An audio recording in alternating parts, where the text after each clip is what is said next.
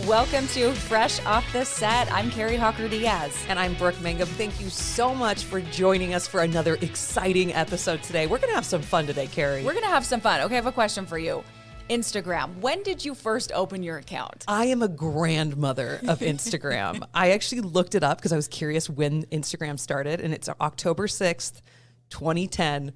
And I think I started mine like 2010, like January. Wow. So I was like brand new, like OG. What about you? I think it was right around then. It might have been early 2011, so maybe right after that. But are we Instagrammers? Yes. The grandmothers? Instagrammers? Instagrammer grandmothers. Like I remember the days when you would use the filters that were in the app. Yeah. Balenciaga made you look tan, XO Pro or whatever it was. Nobody knows anymore, but this was it. There wasn't even stories or reels. It was just a picture and you posted it. And that's what it was about. I mean, algorithm, we didn't even know what that meant. No, and it was no business aspect of it. When I remember starting my Instagram, there was even the idea of making money off of being a social influencer. Mm-hmm. That wasn't even a thing. It was, you posted pictures of your dinner or whatever you were doing and that was it. And they were bad pictures. Oh, my photo quality, if I look back, it's crazy to see where cameras have gone and like just everything has changed. Like everything's blurry in the beginning ones. And I leave them because I'm a purist, Carrie. I am too. We're purists. That's right. I left mine. I wanted to go back to my first post, but I'm pretty sure I took a picture of my TV. Yeah, that sounds about right. I think I had a dog or something was mine. But you know what? That's what we did. And it's changed so much. So now it's all about algorithms, reels, stories, and how do you feel about it? How do you feel about where it's shifted to? It's just a totally different world now because you can actually monetize. You can make it a business. There's people that are doing big business on Instagram and TikTok. And I'm like the worst. I wouldn't even call myself an influencer. I'm the worst social media influencer, if you can even call me that, because I don't even do it anymore. I'm so like, yeah, this is my kid and my dog again, you know? I wish I could go back to that in a way too, where it was about the picture. It was about, you weren't worried about, okay, how many likes is this going to get? How many followers am I going to gain because of this? But I really wish it went back to and I do like Instagram because of the pictures, just a picture. Mm-hmm. But there's so much to be gained from this. And that's what's so exciting about our guest today is that we're really diving into that kind of business aspect of it and how you can make money on Instagram, how you can be a part of this algorithm and how you can really monetize and still have fun while doing it. Because that's the whole point of social media, right? Yeah, to have fun, to bring good into the world, to spread kindness, which is still possible and people are still doing it. So that's a good thing. And Alora interviewed Maya Nicole. She's an Instagram expert and business coach. She's talking about the creators and what they can expect for 2023 and how you can best grow your account. Should we just give it a listen? Let's do it. Do you think she can teach some old ladies some new tricks? Help us.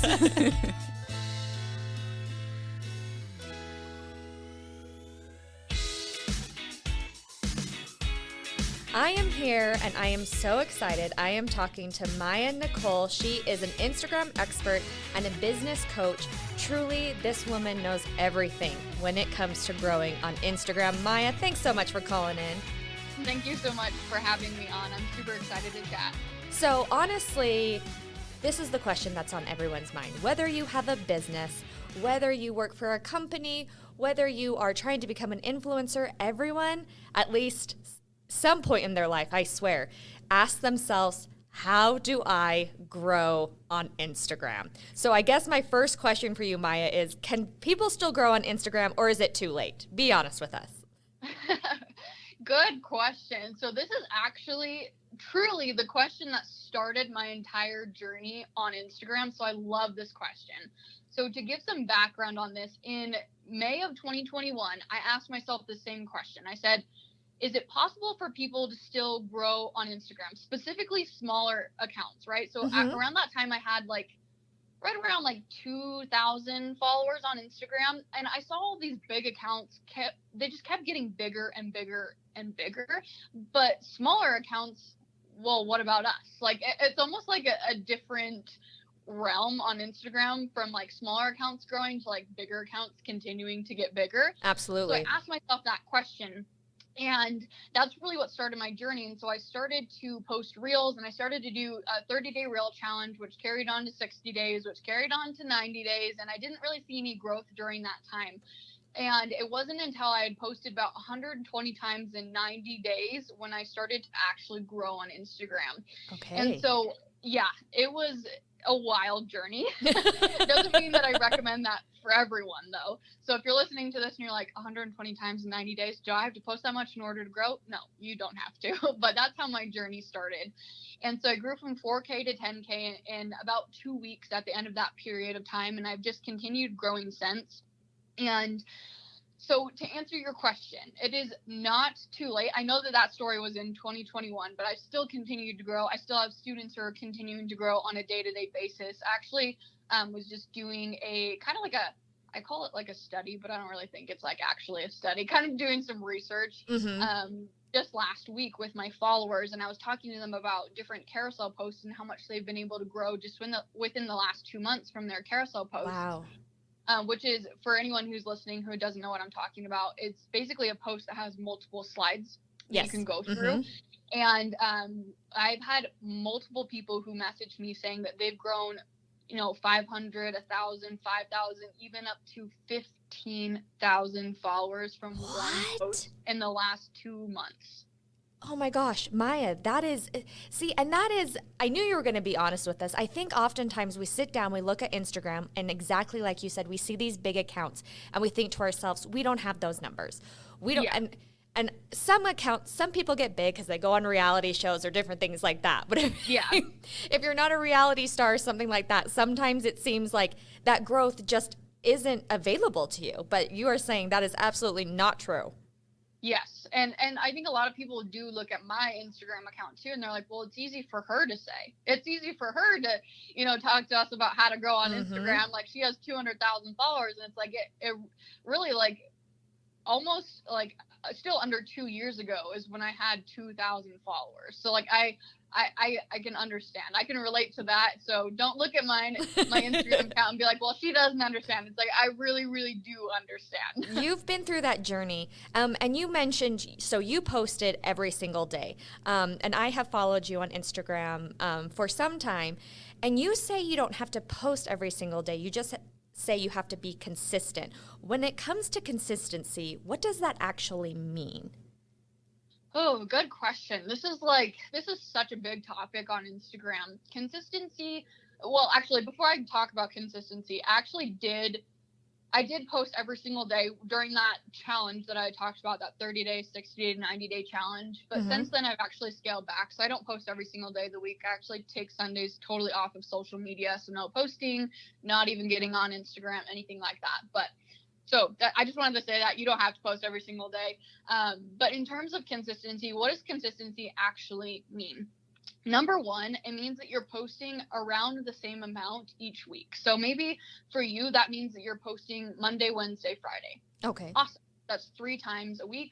Another thing that comes in with consistency is posting around the same time each week. And so what I mean by that would be like, okay, on Monday, Wednesday, Friday, now I'm going to be posting in the morning. So let's just say between 8 to 10 a.m. in the morning. Again, that's another piece of consistency.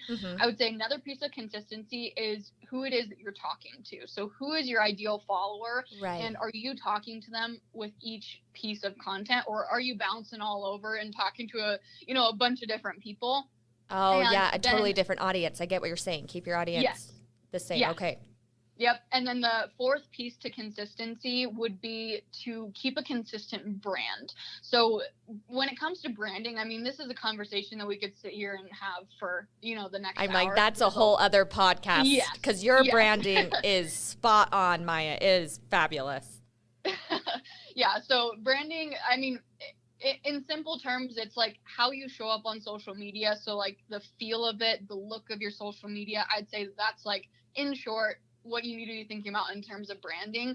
But the last thing I would say in terms of consistency, though, is consistency is key, but also making sure that you're switching up your strategy and like looking to see if that consistency is actually getting you to where you want to go. Because I've seen people who show up consistently, but they're consistently doing the wrong things.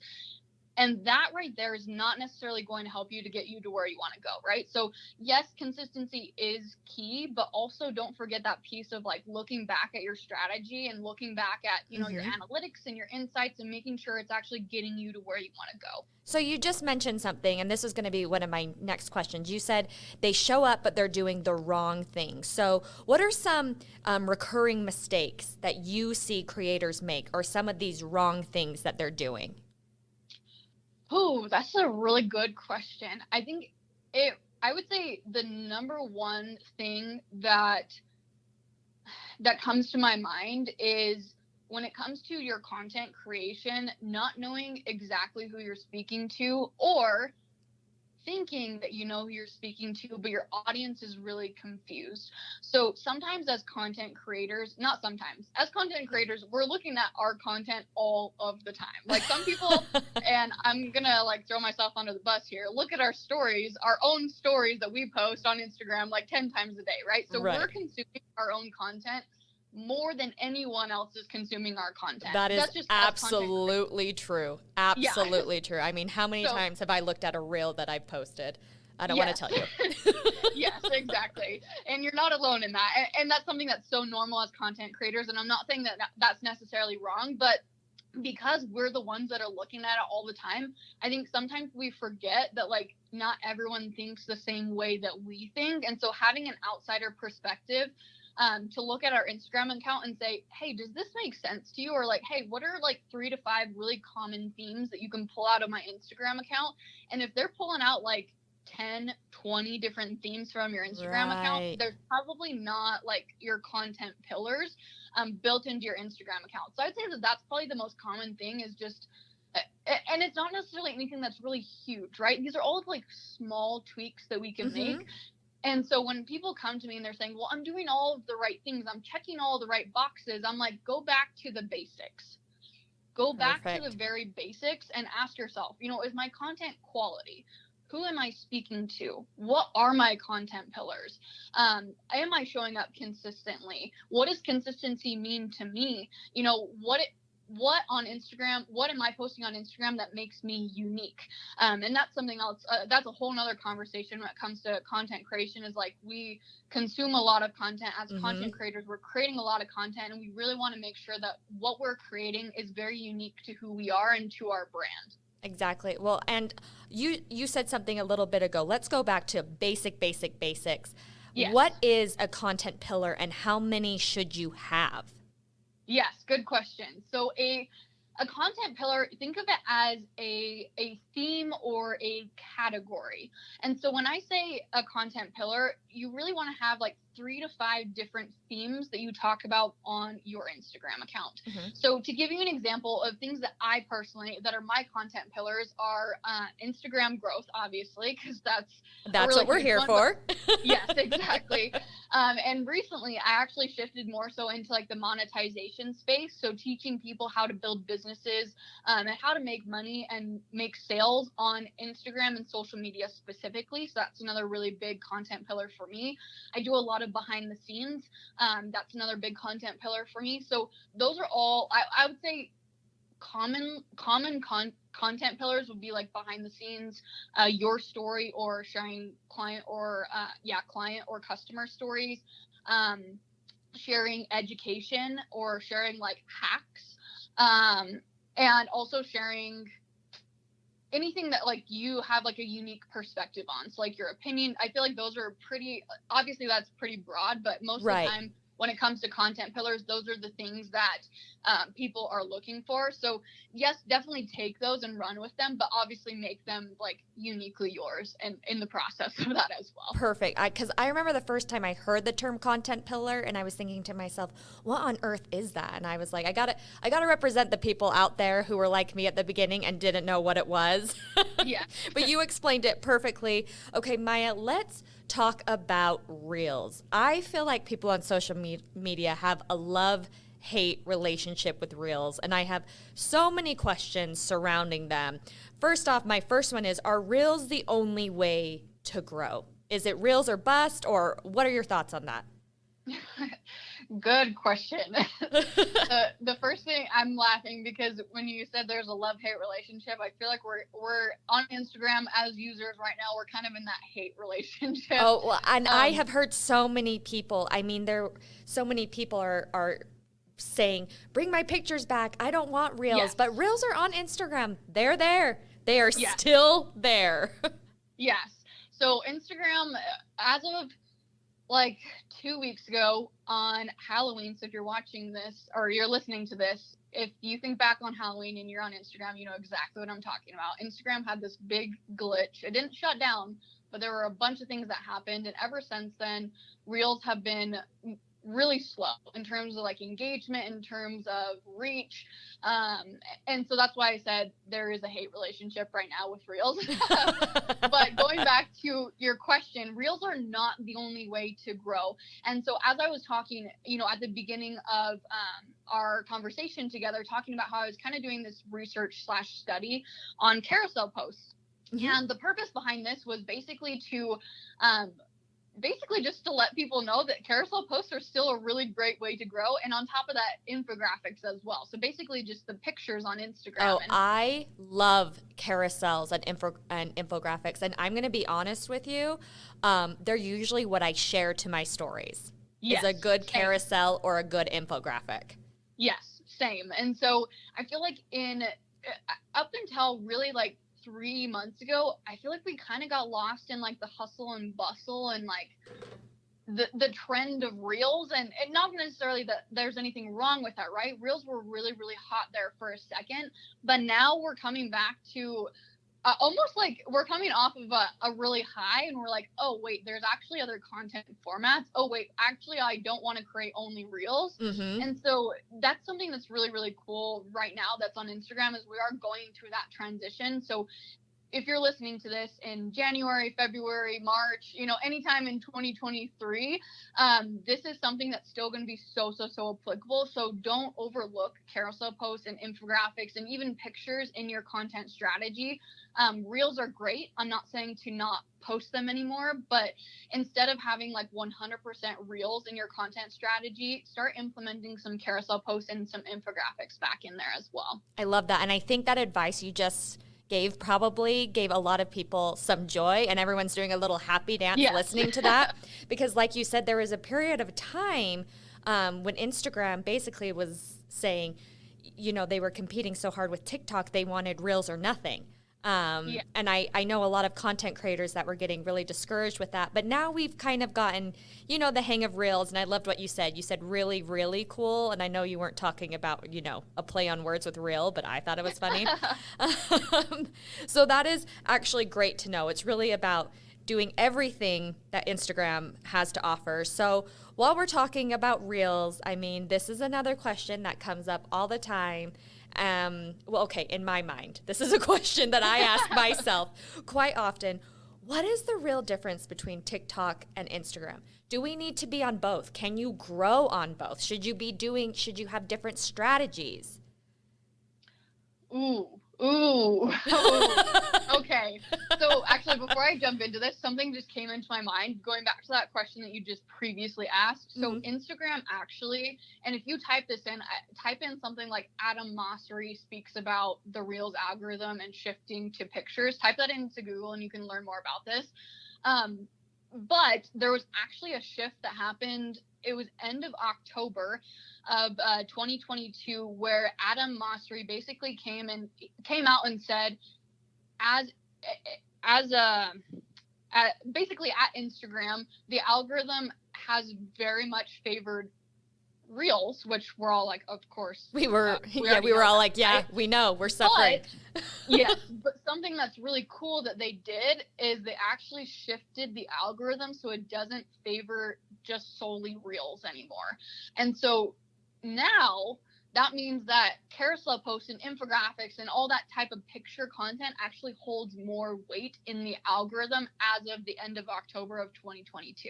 So that's something that's really, really cool that happened, because Instagram in the algorithm, the way that they had it set up was 100% based. I shouldn't say 100%. I don't know the exact like ratio, but it And was I'm, like you know what? almost- I'm not going to quiz you on the exact ratio. So you know what? You're good. Okay, that's good. Yeah, don't quote me on this, but it was almost like 100% like favoring reels. And that's why if you were posting pictures and infographics, it's not to say that it was impossible to grow with those, but it was a really, really hard up until just recently. And so that's something to think about. But going back to your question about TikTok versus Instagram, so this is my opinion on it. If you're creating short form video content, you might as well be repurposing it on other platforms. And as of right now, almost every social media platform has a form of short form video. So if you're on Pinterest, you have idea pins. If you're on YouTube, you got YouTube shorts. If you're on TikTok, obviously you got TikTok. So if you're creating on Instagram, which obviously you already know I love Instagram. That's the main platform that I use, obviously. If not, surprise, surprise. But if you're creating on Instagram, you might as well be moving it over to, in my opinion, at least one or two other platforms. Am I saying that you need to be on all of the other platforms? No. But I think it's smart to, in terms of brand awareness, to be on multiple platforms. So I think that's brilliant. Yeah, I think that's really great, especially because, like you said, if we look back to October of 2022, when Instagram kind of went glitchy and went down, I know there were a lot of people that were really hurting because that was their main form of social media for their business, for their livelihood. So you saying, you know, at least pick a couple of other ones, that keeps you safe. Yes, no, for sure. I think it's very, very smart as a business owner, especially one that is running mainly a business that is on social media online, to have multiple platforms, and also to have an email list. I'm just going to plug that in there right there. Like, I highly recommend having an email list. But going back to TikTok, something that's really, really interesting and something I think that we will see more on Instagram in 2023 is what is on TikTok right now. And what I mean by that is TikTok is basically like 6 months to 12 months ahead of Instagram, not just in terms of like trending audio, but also like really like bigger trends in terms of like content creation. So what I mean by that is if you go on TikTok, you will see the trending audio and the different, you know, dances. Like, I'm not saying that you're not going to see that, but also on TikTok, I would say if again, with my ratios, don't quote me on all of these. I'm not going to be doing math after this to see if you were wrong or right. No worries, Maya. But I would say about 50% of the content that is on TikTok is very unedited type of content. So you're going to see people who are just walking on the sidewalk on their daily walks, who are just filming, you know, the thoughts that come into their head, or people who, you know, have just, you know, jumped out of the shower with their wet hair and they're like, "Ooh, I had this idea and I want to talk about this." So it's very, very authentic content on TikTok, and it's very unedited in terms of like, I mean, if you look at content on Instagram, we are trending more towards the more unedited type of content, but on Instagram, it's still very curated. Okay. And in order to have successful content on Instagram, it needs to be very curated.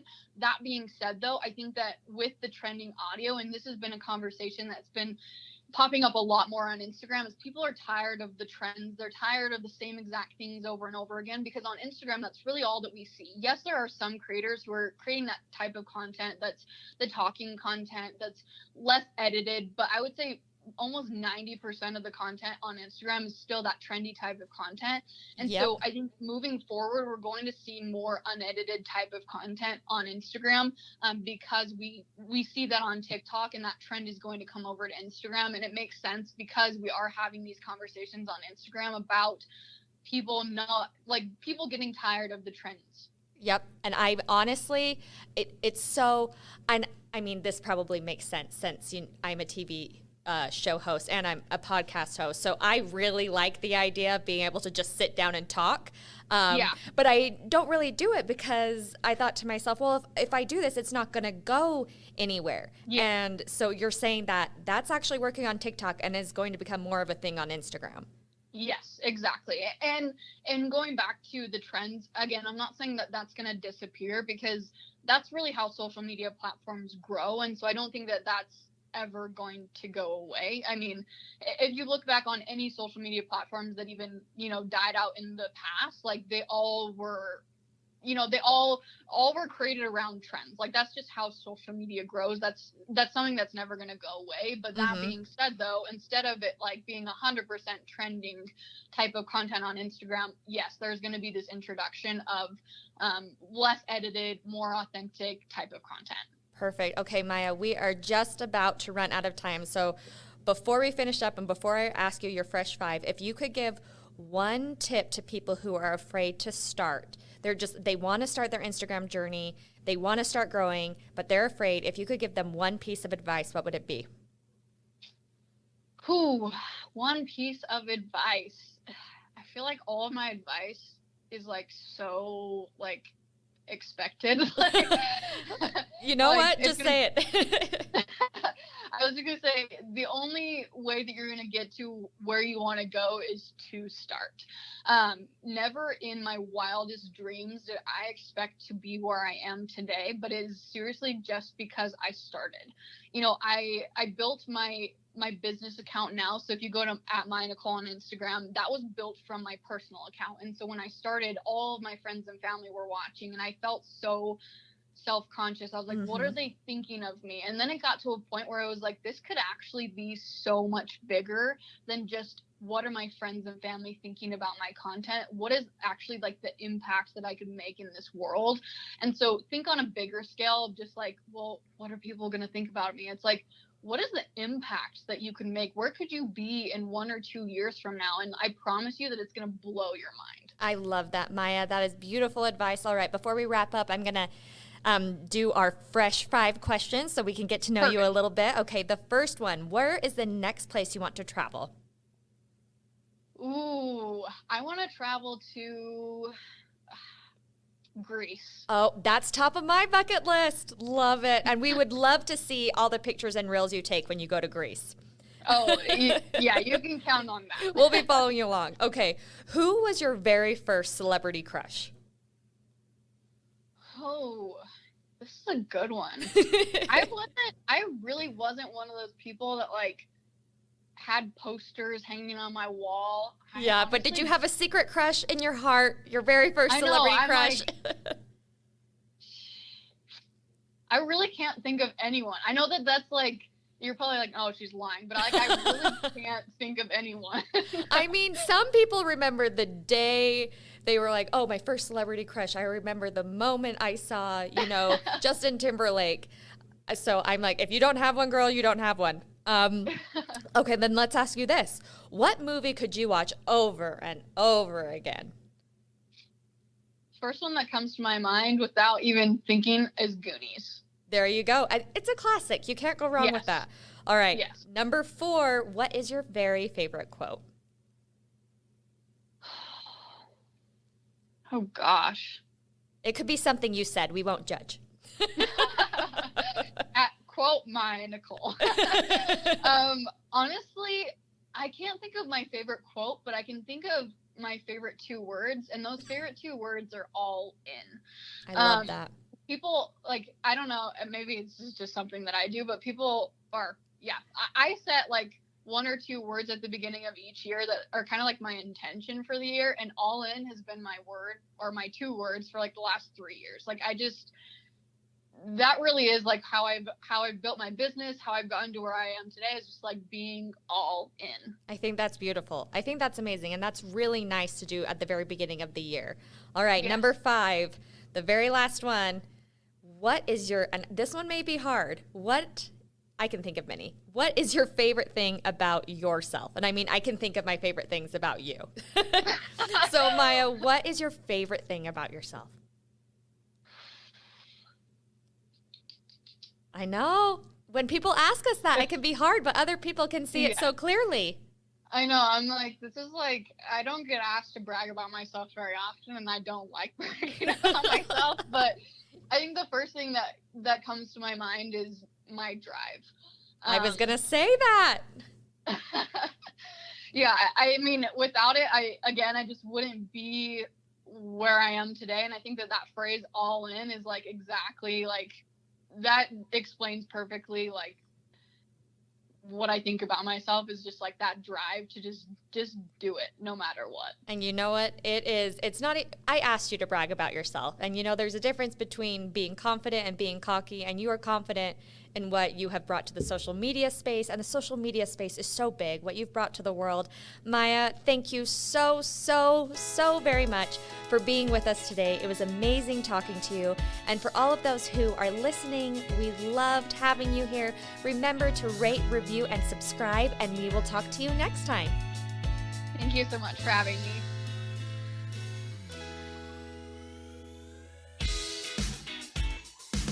Congrats, you made it to the end. If you want to continue to freshen up your day, you can watch us on Fresh Living every weekday on CBS Channel 2 in Utah at 1 o'clock. You can also watch us on our YouTube channel, KUTV Fresh Living, and follow us on social media. We will see you